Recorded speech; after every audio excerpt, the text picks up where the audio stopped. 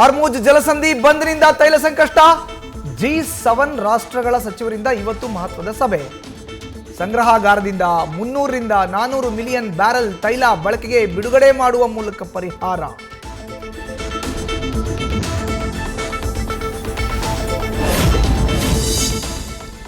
ನಿನ್ನೆ ಟ್ರೇಲರ್, ಇವತ್ತು ಅಸಲಿ ಪಿಕ್ಚರ್. ಬಹುತೇಕ ಹೋಟೆಲ್ಗಳಲ್ಲಿ ಸಿಲಿಂಡರ್ಗಳಿಲ್ಲವಂತೆ ಖಾಲಿ. ಪಿಜಿಯಲ್ಲಿ ವಾಸ ಮಾಡ್ತಿರೋರ ಸ್ಥಿತಿಯೂ ಆಗಲಿದೆ ಅತಂತ್ರ.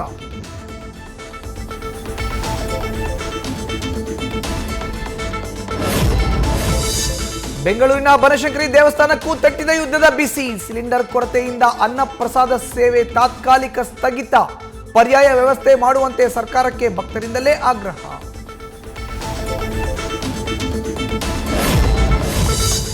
₹5 ಕೋಟಿ ವೆಚ್ಚದಲ್ಲಿ ಅತ್ಯಾಧುನಿಕ ಬೇಕರಿ ಘಟಕ ಸ್ಥಾಪನೆ. ತೈಲ ಬಿಕ್ಕಟ್ಟಿನ ಹೊಡೆತದಿಂದ ಫುಡ್ ಪ್ರಾಡಕ್ಟ್ ಕೈಗಾರಿಕೋದ್ಯಮಿಗಳಿಗೆ ಆತಂಕ. ನಿತ್ಯವೂ 50 ರಿಂದ 75 ಸಾವಿರ ರೂಪಾಯಿ ನಷ್ಟವಾಗುವ ಸಾಧ್ಯತೆ.